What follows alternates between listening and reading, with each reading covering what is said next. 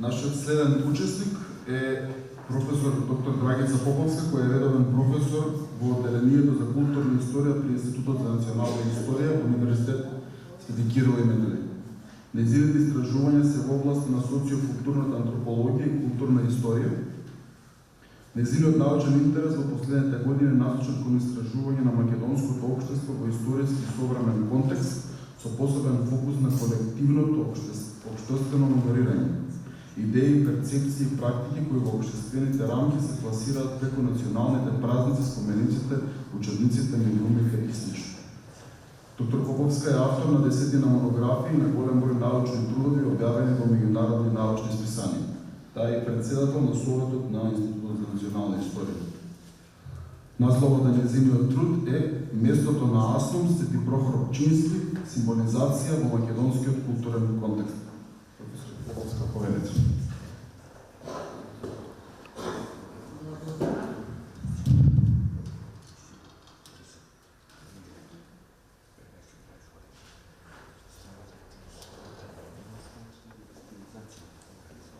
Благодарам, Теон. Дозволете ми да се заблагодарам и на Македонскиот културен форум и на председателот Алдо Климан за поканата и оваа година да присуствувам на оваа така маса и на оваа манифестација. Ќе се согласат сите овде присутни дека навистина пријатната атмосфера што ја создавате дека сите вие предонесува со задоволство да сакаме да дојдеме овде и со задоволство да присуствуваме. И јас би сакала да се заблагодарам и на мојот колега Теон Джинго, кој што учествува во организацијата на настана и за неговиот принос во моето учество овде кај поканата. Моето денешно излагање, како што беше кажано, е поврзано со местото на Аснум Свети Прохор Пчински и неговата символизација во македонскиот културен контекст.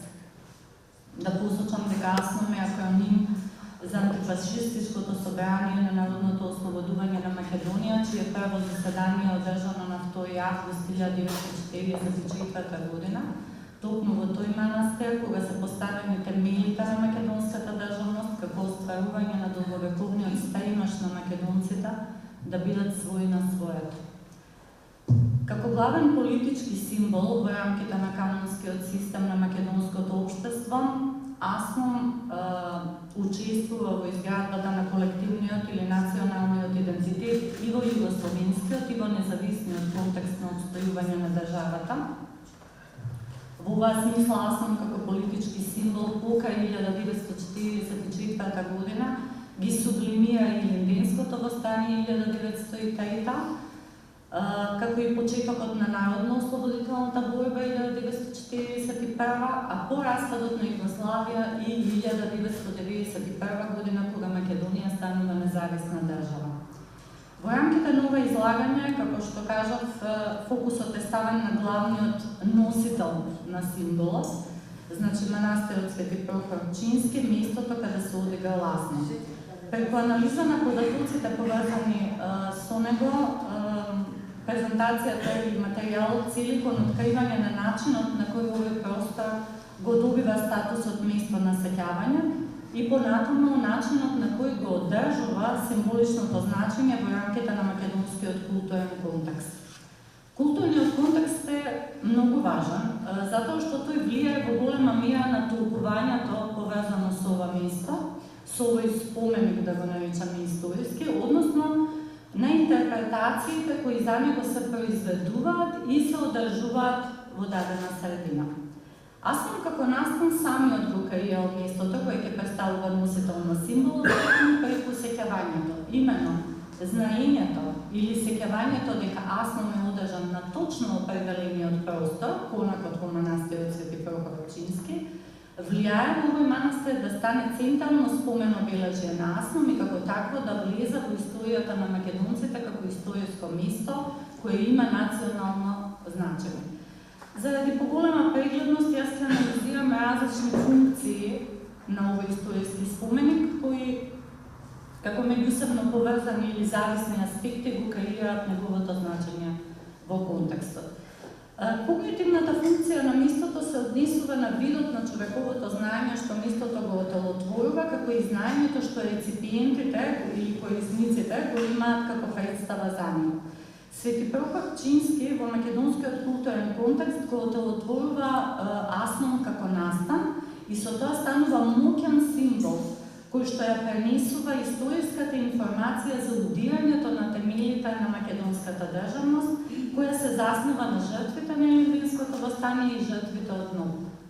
Овде треба да се земе предвид дека аснон од символичен аспект ја означува промената на дотогашната тешка судбина на македонците и го маркира влегувањето во условно речено новото време, во кое главно место заземаат извојуваната победа, слободата и признавањето на македонската посебност. Неговото одржување во конкретниот манастир придонесува ова место да стане важен извор на историја, идентитет и меморија. Зошто го велам ова? Затоа што споменикот нема никакво значење, се додека не се доведе во логична врска со самиот настан во дадениот контекст. Имено во македонскиот културен контекст, манастирот како материјална манифестација, во смисла религиски објект со одредени димензии, форма, материјал за изградба и така натаму, не се потенцира. Особено во југословенскиот период, односно акцентот во рамките на јавниот дискурс е ставен на визуелната представа на овој меморијал. Кога велам визуелна представа, мислам на неговата визуализација на символичко ниво. Кога преку соодветни образци на представување и на толкување, манастирот станува специфична сцена во која што настанот се одиграл. Спомен собата и спомен плочите кои имаат функција на условно речено означувачи на настанот се посматраат како важен елемент кој придонесува за визуализација на македонското општество и државност во символична смисла и истовремено зборуваат за времето во кое што настанала. Знамињата, сликите, паролите кои се дел од музејската поставка како оригинални експонати во двораната, претходно манастирската трапезарија, функционираат како вербални форми кои ги прикажуваат содржините кои што се инвестирани во настанот. Салата е украсена со македонски и југословенски знамиња, сега овде цитирам, слики на Сталин, Черчил, Рузвелт, Тито и Гоце Делчев и паролите да живее слободна Македонија во нова демократска федеративна Југославија, да живее антифашистичкото собрание на народното ослободување на Македонија, да живеат нашите големи сојузници Англија, Советскиот сојуз и Америка, да живее врховниот командант маршал Тито и така натаму. Да не одземам од времето, тука се спомнува Грушевската народна република, Националниот комитет на народното ослободување на Југославија, вечна слава на паднатите герои за слободата на Македонија и така натаму. Сите овие пораки, заедно со пропратната иконографија во салата, даваат увид во национално-политичките идеали на АСНО, како остварување на народен суверенитет и национална слобода. Паролите или слоганите имаат мог да мобилизираат, па оттука зборовите кои се употребуваат имаат тенденција да бидат разбрани, односно препознаени во јавност. Фокусот е ставен на најзаслужните, како што велат, за остварување на идеалот, односно Народно-ослободителната војска на Македонија и на Југославија, како што се потенцира и самата народно-ослободителна борба на паднатите херои со цел да се покаже дека АСНО не е нешто кое е добиено на подарок, туку е резултат на, како што велале, тешки борби и неброени жртви на македонците заедно со останатите југословенски народи. Практично се пренесува визија за Македонија како република која е еднаков партнер во Југословенската федерација, а слободата на македонскиот народ е во согласност со политичките тенденции на земјите победнички. Значи, се востанувува македонската државност како стварност, која е призната и потврдена во рамките на тенденциите на меѓународен план. Значи, ова ви ги толкувам самите пораки присутни во салата.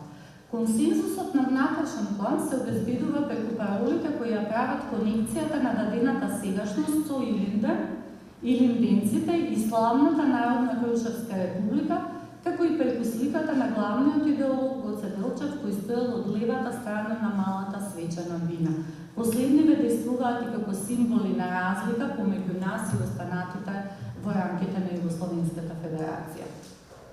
Уредената музејска поставка во која доминира комунистичка или социјалистичка символика, преку ваквиот перформативен дискурс има за цел да ја прикаже македонската посебност дефинирана во рамките на Нова Југославија, што е призната како таква, не само однатре, туку и надвор. Спомен плочите биле 3 на број, бакарни плочи со наслов Музеј Аснон и текст за првото заседание на Аснон, како и меморна плоча на младенскиот лист за време на нов млад борец. Како што можеме да видиме, визуелната димензија на споменикот е тесно поврзана со политичката димензија, односно овие два аспекти влијаат постојано еден на друг. Практично, при секоја комеморација која во текот на годините се одвива, ова место промовира доминантни историски наративи вообличени согласно политичките цели и идните можности на државата. Така што секоја комеморација го покажува начинот на кој македонската нација или државност се концептуализира во дадениот општествено-политички контекст или историски контекст. Политиката ги користи овие наративи за да ги едуцира граѓаните, односно да ги насочи кон тоа што треба да се памети од минатото. Бидејќи меморијата е основа за градење на идентитетот, овој меморијален споменик игра важна улога во обликувањето на основните вредности и принципи на припадност кон заедницата. Политичките нарации кои се промовираат во овој контекст воспоставуваат и социјална динамика на инклузија и исклучување. Значењето кое на споменикот му се дава во рамките на медиумскиот, политичкиот и генерално јавниот дискурс понатаму влијае не само на знаењето кое членовите на општеството го стекнуваат за него, туку и на начинот на кој луѓето овој споменик понатаму го вреднуваат.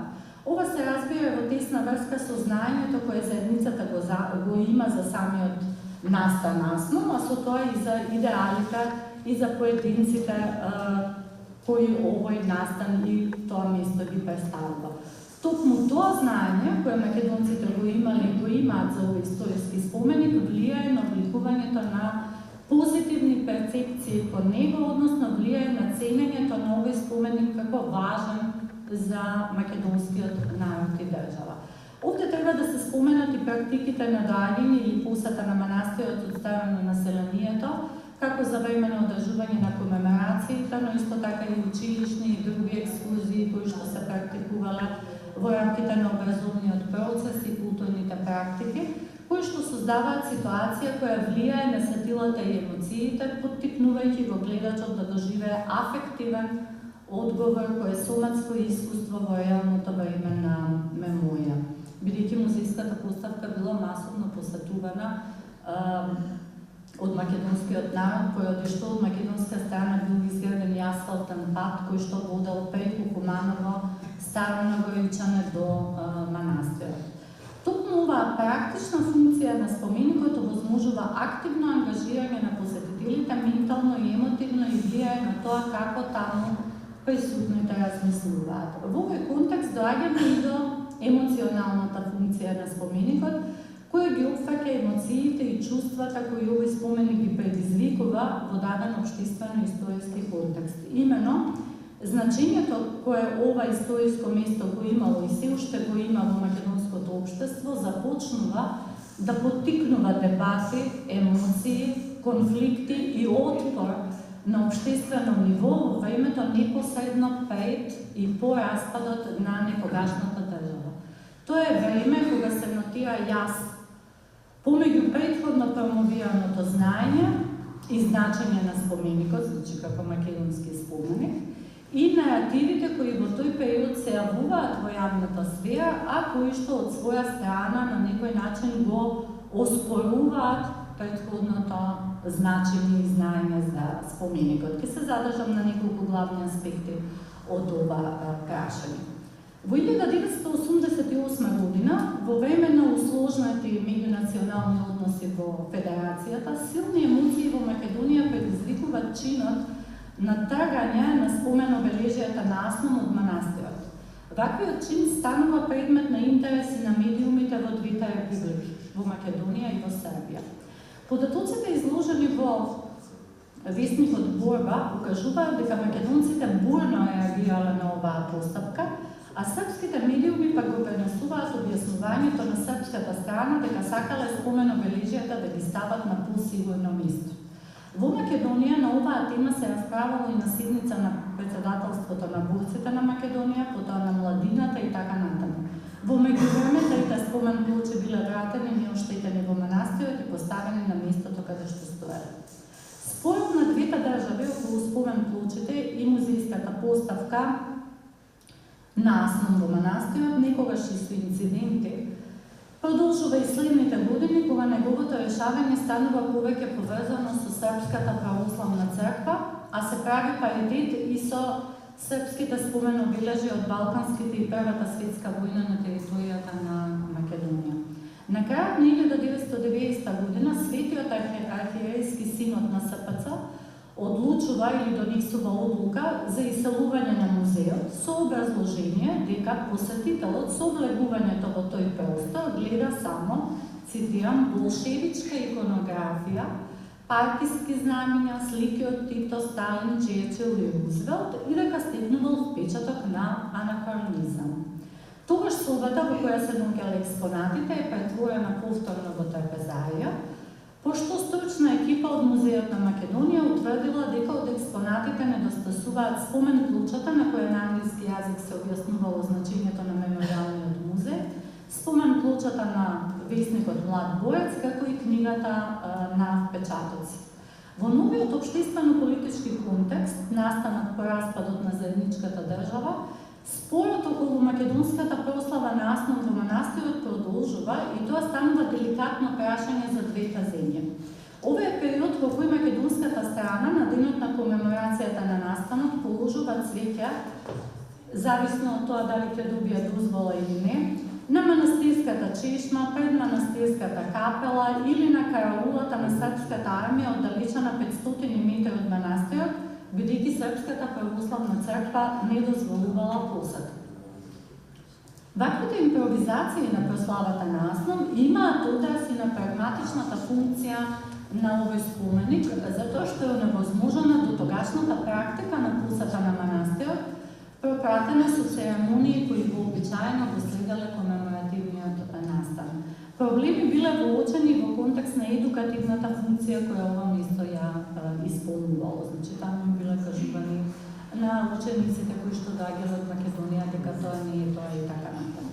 Сето ова, заедно со непостоењето на спомен обележјата на Аснум, како конкретна манифестација на македонското присуство во просторот, од македонската јавност се доживува како сквернавање на самиот настан и директен удар на македонскиот бит. Тоа пак било причина за слабиот интерес на македонците за посета на местото во рамките на прославата која традиционално во дворот на манастирот се одигрувала.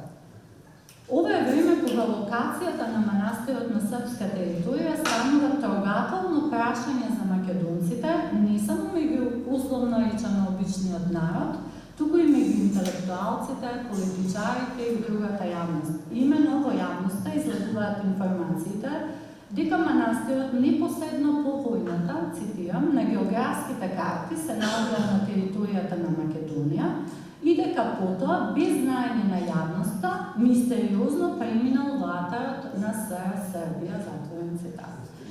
Инаку, согласно историските податоци, значи вистината е дека на вистина за време на одржувањето на Аснум и одреден период по него, просторот што го зафекал манастирот Свети Прохор Пчински се наоѓал во надлежност на македонското воено и политичко раководство. Ова е време кога јавноста се прашувала како и зошто манастирот е предаден на Србија. Сега ова, бидејќи сега немаме време, ќе го прочитате во текстот, мислам има интересни настани околу тоа и интересни дискуси во медиумите во овој контекст. Треба да се спомене дека за време на прославите на годишниците од Аснум во манастирот Свети Прохор Пчински во времето на заедничкото живење, во македонскиот политички дискурс многу пати позитивно се била оценувана локацијата на манастирот на српска територија. Односно, тоа било прикажувано во духот на заедништвото, како место кое ги изближува двете или ги поврзува двете републики во рамките на заедничката држава. Но интересно е тоа што во вакви излагања на политичари од македонска страна имало дури и пред самиот распад на државата. Сега овдека исто немаме време за тоа.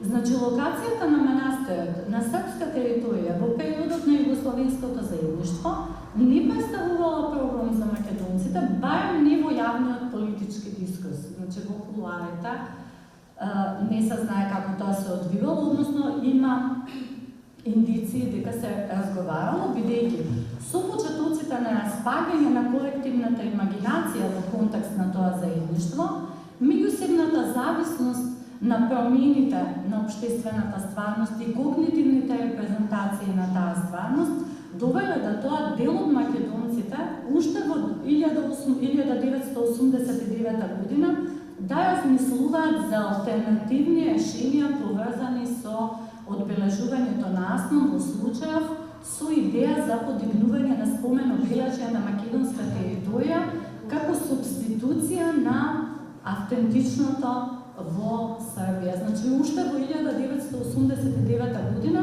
ова се открива од стенограмите кои што, бидејќи тогаш се одвивале многу разговори помеѓу македонското и српското раководство, јавноста цело време барала да се објават тие и по некое време почнале да ги објавуваат стенограмите и од нив гледам, значи тоа што го видов, гледам дека уште во 1989 година има таму една многу интересна изјава во текстот, што алудира на тоа дека или преземете нешто, наши ви викаат на српите, или еве веќе има вакви барања од страна на македонците за алтернативни решенија поврзани со одбележувањето.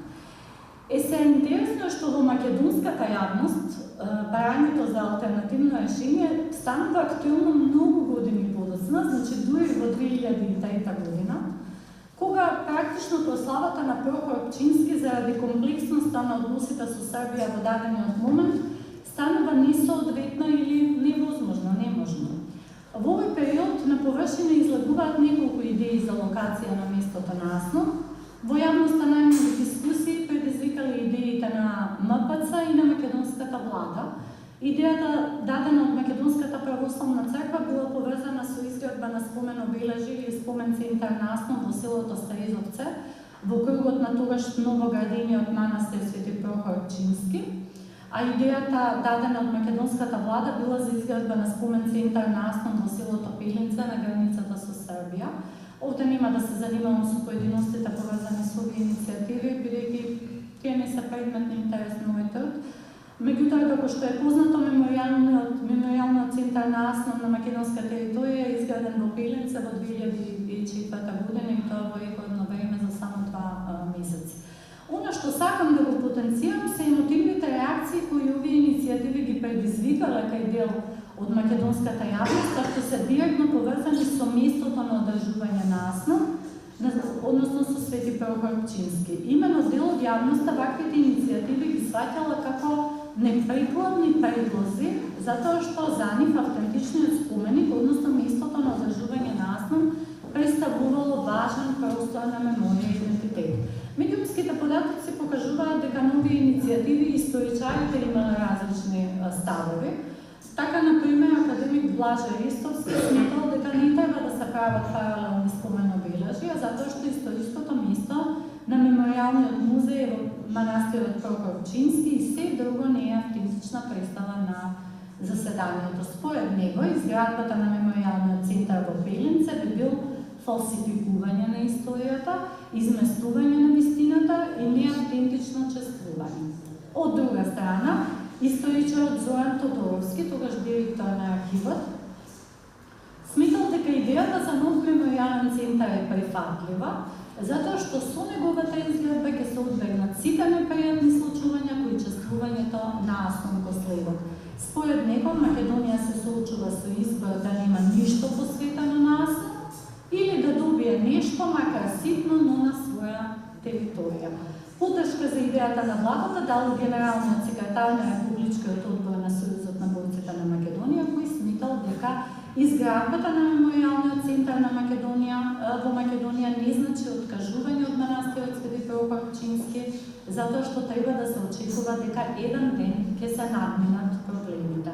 На иста линија бил и тогашниот министер за култура, кој изјавил дека одлуката за изградба на меморијален центар во Пелинце не значи дека владата се откажува од барањето за непречано чествување на Аснон во манастирот Свети Прохор Пчински. Тука имаат влијание и притисокот на јавноста и ред други работи кои што се проявуваат во медиумскиот дискурс. Но ово покажува дека и македонската страна сметала дека замината не е верно на местото каде се одиграл историскиот настан, но изградбата на ваквиот или на новиот комплекс или место ги рефлектирала практично барањата за помалку или повеќе автентично, достоинствено и непречано чествување на важниот историски настан. Официјалните, но во голема мера и посетите на Свети Прохор Пчински од страна на условно речено обичните луѓе, кои се одвивале од тогаш па наваму, како што знаете, имаат променлив карактер, тесно зависен од општествено-политичките односи помеѓу двете држави во дадениот историски контекст. Значи, сето ова покажува дека и покрај променетите околности кои што имале влијание на сите претходно споменати функции на ова место, вклучувајќи и промената на иконографијата, значи спомен плочите, музејската поставка и така натаму, сепак манастирот Свети Прохор Пчински, благодарение на емоционалниот аспект кој што го предизвикува, одржува во голема мера, да речам така, континуирана релевантност и потенцијал да го вклучи гледачот во процесот на спознавање на неговата важност и значење за македонската држава. Ви благодарам.